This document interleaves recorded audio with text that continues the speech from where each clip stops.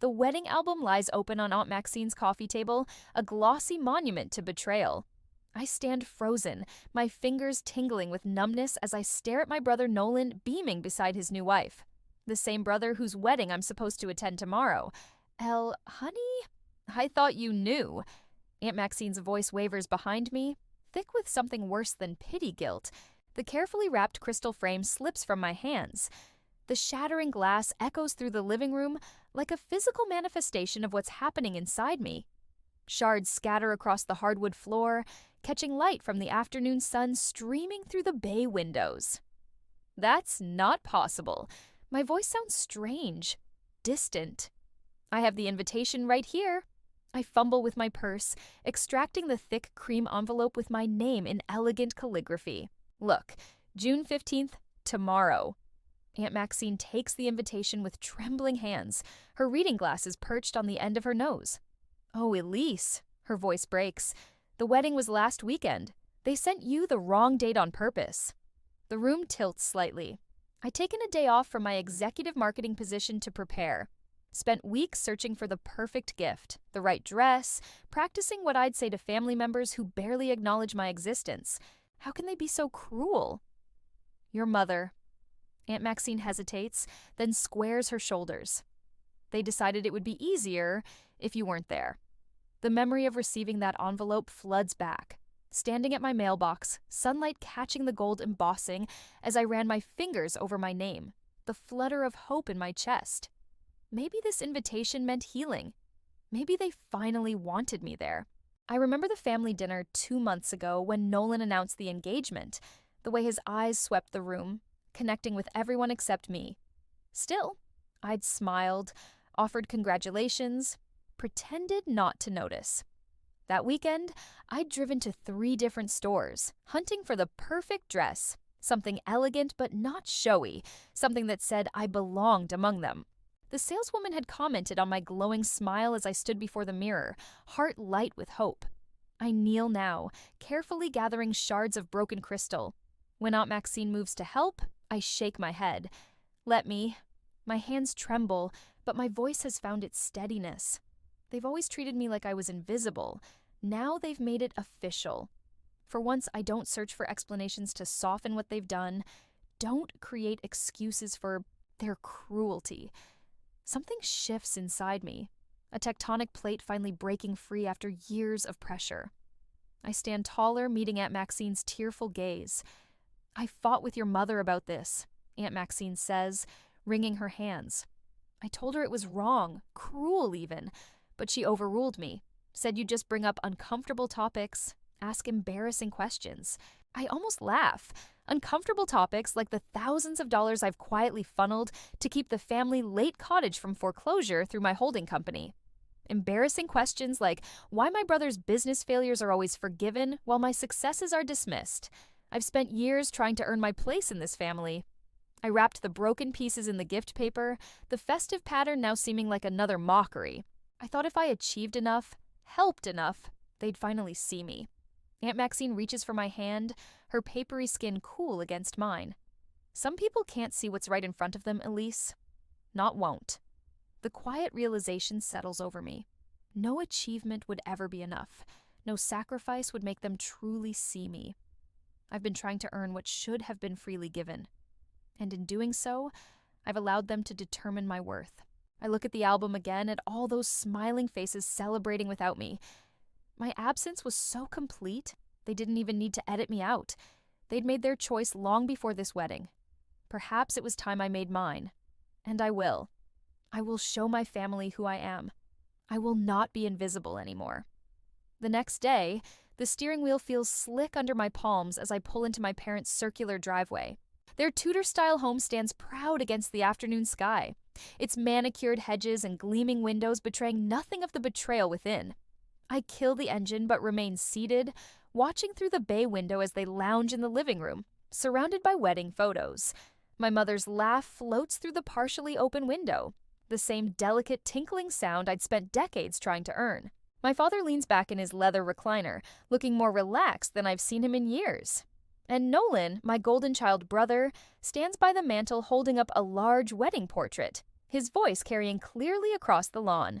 Best decision we made was making sure she wasn't there to ruin everything like always. A wave of nausea rises as I grip the door frame, knuckles white against the polished wood. They continue laughing, flipping through album pages, completely oblivious to my presence. 3 minutes pass before my mother finally notices me standing in the entryway. Her champagne glass disappears behind a silver-framed photo with practiced subtlety. Elise, not a question, not a greeting, just acknowledgement of an unexpected intrusion. The wedding was last weekend. My voice sounds steadier than I feel. You sent me the wrong date on purpose. Nolan doesn't even look up from the album. I needed one perfect day without you. The simplicity of his statement hits harder than any angry defense could have. No denial, no pretense. You've always disrupted our peace, Elise. Mother adjusts her pearl necklace, a nervous habit from childhood. Can't you understand? We needed one special occasion without your intensity. Father remains silent in his recliner, eyes downcast, studying his hands as if they hold secrets only he can decipher. His silence speaks volumes, tacit approval, wrapped in cowardice. I step further into the room, noting how they occupy the comfortable seating while I stand. The physical representation of our family dynamic couldn't be clearer if it had been staged by a theatrical director. I've put thousands of dollars into the lake cottage repairs through my holding company. The statement hangs in the air between us. Did you think I wouldn't find out you've been telling everyone it's still completely yours? Mother waves her hand dismissively. That's what successful children do. They help their parents. It's your obligation, playing with your little marketing spreadsheets while the rest of us have real careers. Nolan smirks, tossing the album onto the coffee table with careless entitlement. Dad built something tangible. I create architectural visions. What do you make besides money? Their words crystallize a truth I've spent years avoiding. To them, I am not a daughter or sister, but a resource and ATM with inconvenient emotions they'd rather not acknowledge. I catch my reflection in the ornate mirror above the fireplace. The woman. Staring back seems diminished somehow. Shoulders slightly curved inward, head tilted in a perpetual posture of apology. How long has this stranger been living in my skin? This woman trained to make herself smaller at every family gathering, to speak softer at every holiday dinner. Let me explain something you seem to have forgotten. I open my purse, retrieving a slim folder I'd grabbed from my home office on the drive over.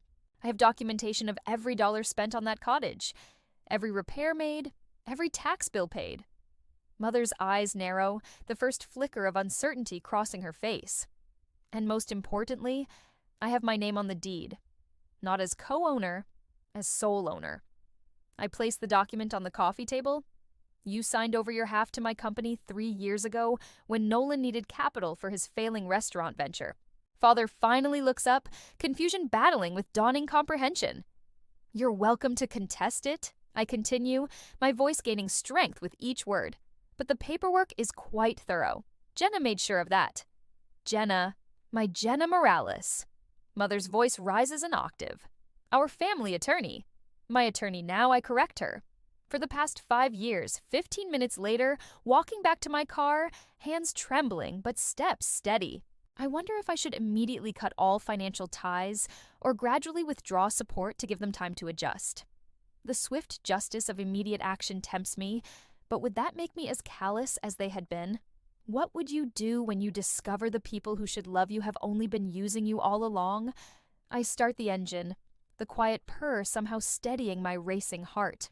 For the first time since receiving that beautiful lying invitation, I feel something close to peace. Perhaps the most important wedding wasn't Nolan's after all, but my own marrying the woman I am to the woman I've always been capable of becoming. That same day, my phone buzzed for the 5th time in an hour.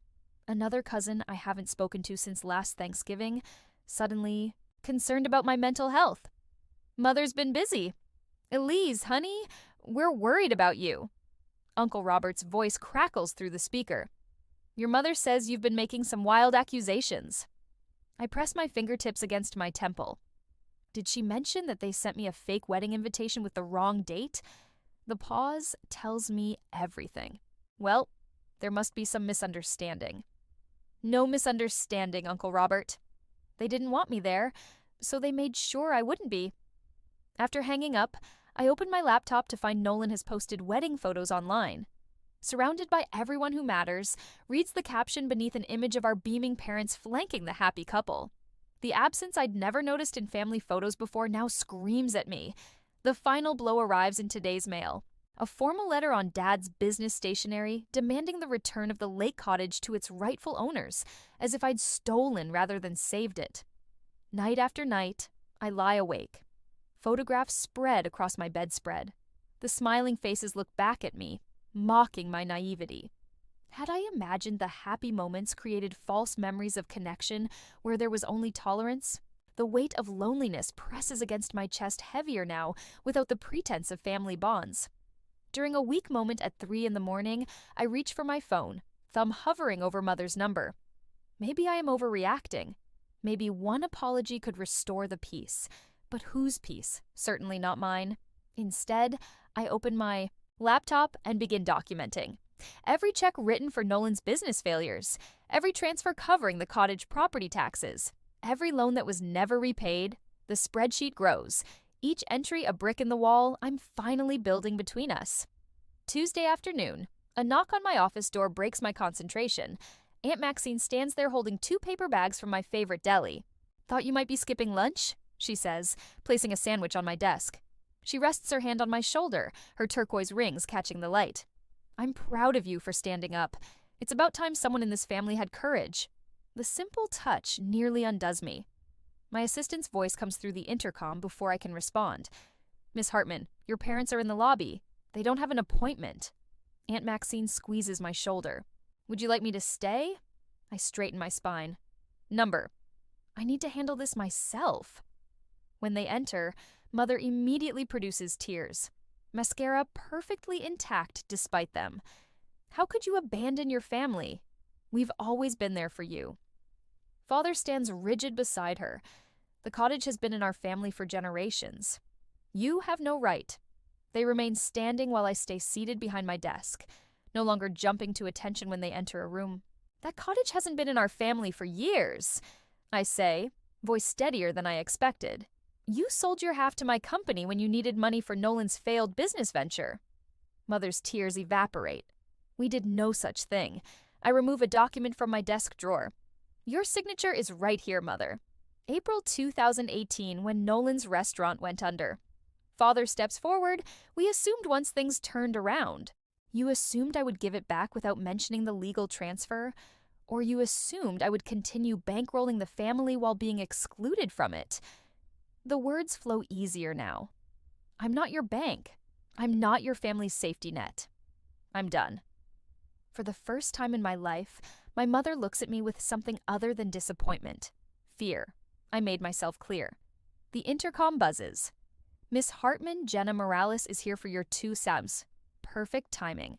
Jenna strides in, briefcase in hand, her authoritative presence filling the room. "Mr. and Mrs. Hartman, I believe our meeting was concluded." She gestures toward the door with practiced professionalism. "This is family business," Mother hisses, "which is why Miss Morales, my attorney, is handling it." I reply, "All further communication will go through her office." The contrast is striking Jenna's respectful Miss Hartman against my mother's dismissive glare. As Jenna escorts them out, Father looks back once, confusion replacing his usual certainty. When they're gone, Jenna returns with documents. Ready to make this official? With each paper I sign, my voice grows stronger, my signature more confident. The legal notice giving them 30 days to vacate the cottage feels like signing a Declaration of Independence. "Your mother's signature on this sale document is ironclad," Jenna says, sorting the paperwork into her briefcase. "They don't have a legal leg to stand on." As I sign the final document, my phone lights up with Nolan's name the first time he's called in years. I watch it ring, no longer jumping at his summons. Some calls don't deserve to be answered. Next day, the documents spread across Thomas Bedford's polished mahogany desk like battle plans. I sign each one with deliberate strokes, my signature growing more confident with each page. Joint accounts closed, co-signed loans transferred, investment portfolios separated. Thomas checks items off his list, his voice carrying the measured cadence of a man who's witnessed family fortunes crumble before. Perfect timing, too.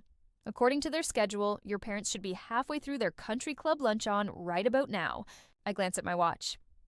12:37. Mother will be ordering her second gin and tonic. Father, nodding politely at whatever retired executive has cornered him. The predictability of their routine has become my strategic advantage. What about the restraining order? I ask, sliding the last form across the desk. Thomas adjusts his wire-rimmed glasses. Judge Haraman will review it this afternoon. The documentation is thorough. Workplace harassment has clear precedent. I think of my parents' unannounced visits, the scenes in the lobby, the whispers among colleagues. My fingers curl into a fist beneath the desk. I've seen families destroy people, Elise. Thomas closes his leather portfolio with a decisive snap. You're making the right choice. The certainty in his voice steadies something inside me that's been trembling for days. When my phone vibrates, I expect Aunt Maxine's name. Instead, the building security number flashes on the screen. Miss Hartman, there's a situation in the lobby. Your brother is demanding to see you. Thomas notices my expression and points to the speakerphone button. I press it. Is he creating a disturbance? I ask, my voice surprisingly calm. Yes, ma'am.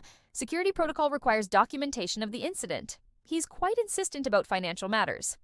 Thomas scribbles a note and slides it toward me. This strengthens the restraining order case. I'm not coming down, I tell the security officer. Please follow standard protocols for unauthorized visitors. 15 minutes later, my phone rings again, an unfamiliar number. Elise, it's Kendra, Nolan's wife. Her voice wavers. I'm outside your building. I close my eyes, bracing for another attack. I saw everything, she continues. The way he acted in your lobby, I had no idea he could be like that. Through the window, I spot her standing near the fountain, phone pressed to her ear, shoulders hunched against the spring breeze. He told me you refused to help with the wedding. That you were jealous of our happiness? Her voice cracks. But that wasn't true, was it? You never even knew when it was happening. The admission hangs between us. I'm sorry, she whispers. I should have questioned why you weren't there. I watch her brush hair from her face, the diamond on her ring finger catching sunlight. 3 weeks married and already discovering the person behind the performance. Thomas discreetly steps out, giving me privacy. When the door closes, I finally speak. Why are you telling me this? Because I recognized the look on his face today. It's the same one my father had when he threatened my mother. I'm not waiting 30 years to admit what I'm seeing. When Kendra reached out, I wondered if I should maintain the wall I'd built around myself or allow this one small bridge to remain. Could someone so closely tied to my pain become an ally? Or was this another trap I couldn't yet see? Aunt Maxine arrives at my office later that afternoon, carrying a worn leather briefcase I've never seen before. I've been keeping these for years, she says, laying out folders, containing printouts of emails, text messages, and financial records dating back a decade. Your mother never believed in deleting anything. Thought she might need leverage someday. I flipped through pages of correspondence revealing a systematic pattern of emotional and financial exploitation. Need money for Nolan's business venture. Elise won't mind co-signing. Tell Elise the cottage repairs are minimal. No need to mention the foundation issues. She's coming for Thanksgiving. Hide the new boat until after she leaves. Each message lands like a physical blow. Jenna, my lawyer, arrives as I'm midway through the second folder that day. She scans several key documents, her expression hardening. This strengthens our position on the cottage ownership considerably, she says, selecting specific emails for her files. The judge will see a clear pattern here. Thomas returns with confirmation that additional security measures have been implemented on my accounts. They won't be able to access anything, even with the information they have about you. The following morning, Jenna calls with news that makes me sit down abruptly in my kitchen. Judge granted the restraining order. His exact words were, clear pattern of emotional and financial harassment. They can't come within 500 FT of your workplace or residence. That afternoon, Aunt Maxine calls. Your cousin Rebecca canceled her bridge game with your mother. Said she couldn't look her in the eye after what she did to you. One by one, the dominoes begin to fall. Uncle Stephen removes them from the holiday rotation. Grandmother's oldest friend refuses their dinner invitation. Nolan's drinking increases as rumors circulate about Kendra moving back to her parents' house. His financial stability leaves with her. When the formal eviction notice for the cottage arrives at my parents' house, reality finally sinks in. The consequences they never imagined possible have come due. I run my finger over the embossed letterhead of my holding company. The same company that purchased the cottage 3 years ago when they could no longer afford the taxes. the cottage they still believe is theirs. The truth has a way of revealing itself, one document at a time. A week later on Wednesday, the familiar gleam of morning sunlight across the polished granite lobby of my office building feels different today. I've walked through these doors hundreds of times, but never quite like this, with security guards Stan and Miguel exchanging knowing glances as my parents enter behind Pastor Williams. Their expressions a careful study in contrition. Mother's camel hair coat hangs slightly askew on her shoulders, her normally perfect hair showing telltale strands out of place. Father stands with unusual difference, his shoulders hunched forward in a posture I've never witnessed before. The family pastor walks between them, Bible clutched to his chest like a shield. Elise. Pastor Williams extends his hand, his voice carrying that practiced tone of gentle authority he uses for hospital visits and funeral services. Your parents thought it might help to have someone neutral present for this conversation. I don't take his hand. Neutral about someone who's been at our Christmas dinner table for 20 years, Pastor. Mother steps forward, her voice wavering. We've been praying about this situation, Elise, about your behavior lately. My behavior? The words escape as a quiet laugh that surprises even me. The cottage has been in our family for generations. Father finally speaks, his usual commanding tone replaced with something resembling humility. Your grandfather built it with his own hands. Pastor Williams places a gentle hand on my arm. Forgiveness is divine, Elise. They're still your parents. There are bonds that transcend disagreements. Disagreements? I repeat, feeling heat rise in my neck. Is that what we're calling deliberate cruelty now? Think about what people at church will say. Mother whispers, glancing around the lobby as if congregation members might materialize beside the potted ferns. Families shouldn't air their difficulties in public. The Thornton girl just went through something similar with her parents. Everyone's talking. I straighten my spine, feeling a strange lightness spread through my chest. I've been promoted to creative strategy director, pastor. Did they mention that when they asked you to come? Or that my team just landed the Richardson account? The pastor blinks, clearly thrown off script. That's wonderful news, Elise. Congratulations. I reach into my leather portfolio and remove 2 envelopes, placing them side by side on the reception desk. This is the invitation to Nolan's wedding I received. And this is the real one Aunt Maxine showed me afterward. Pastor Williams peers at them, confusion creasing his forehead as he notes the different dates. They sent me the wrong date on purpose so I wouldn't attend my own brother's wedding. My voice remains steady, a revelation in itself. This wasn't a misunderstanding or an oversight. It was deliberate exclusion. Sometimes families make difficult choices to maintain peace. Pastor Williams begins, but I cut him off. I've spent my life forgiving Pastor. I've turned the other cheek so many times I've been spinning in circles. Now I'm spending it living. I lock eyes with him directly. Did they tell you about the lake cottage? How I've been making the payments for 8 years while they pretended it was still theirs? Or how they've needed financial assistance every time Nolan starts a new business venture? Or perhaps they mentioned how they forgot to invite me to Thanksgiving dinner 3 years running, but remembered to call when they needed their roof replaced. The pastor's expression shifts, the certainty in his eyes wavering as he glances between my parents. Elise, after all we've sacrificed for you, Mother interjects, tears gathering at the corners of her eyes. I turn to face her fully, standing taller than I ever have in their presence. Name one sacrifice you've made for me that wasn't actually for Nolan. The silence stretches between us, becoming their answer. I pick up a manila envelope from the reception desk and hand it to my father. These are all the family photos I kept, the ones where you cropped me halfway out or where I'm standing slightly apart. I've been holding on to them, thinking someday I'd feel like I belonged in those frames. Father takes it automatically, his fingers trembling slightly. I'm releasing myself from the obligation of being your daughter, I say, the words bringing an unexpected rush of oxygen into my lungs. You're free from having to pretend I matter to you. You can't just stop being family, Mother says, her voice rising. After all, we've sacrificed for you. You already said that. I hold her gaze, still waiting for an example. Stan steps forward from his security desk, his presence a quiet reminder that this confrontation has an audience. Everything all right here, Miss Hartman? Yes, Stan. My visitors were just leaving. "This isn't over, Elise," Father says, clutching the envelope of photos.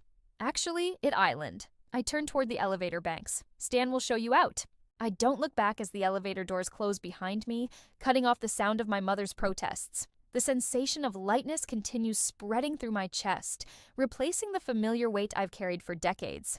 2 weeks later, the news reaches me through Aunt Maxine Nolan has lost his job, his marriage already showing cracks under financial pressure. I feel nothing but a distant pity, like observing strangers through a rain-streaked window. The first letter arrives at my office the following Tuesday. The envelope bears my father's distinctive handwriting, precise capitals with flourished edges. I place it on my desk beside my coffee, studying it as steam rises between us. My finger traces the edge of the seal, not yet breaking it. Inside might be more manipulation, more guilt, more demands disguised as family obligation, or perhaps something else entirely. I haven't decided whether to open it yet. And that choice, I realize, is the most valuable thing I've gained. A year later, the morning sun streams through the floor-to-ceiling windows of my lake house office, casting golden patterns across the hardwood floor. My photographs line the walls, landscapes I captured during weekend trips, when I stopped waiting for invitations that never came. No family portraits here, just moments that belong solely to me.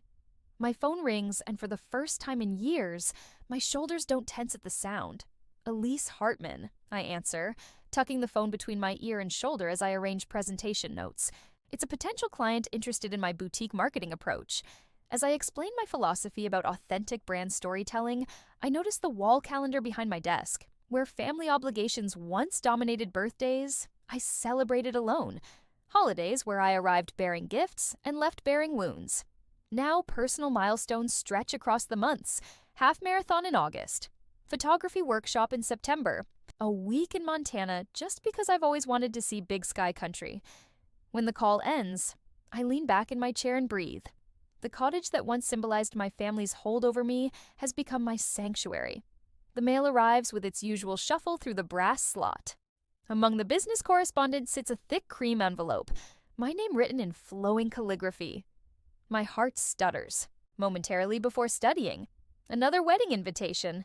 My cousin Rachel. This time I run my finger along the embossed edge, remembering how a similar envelope once carried such bitter disappointment.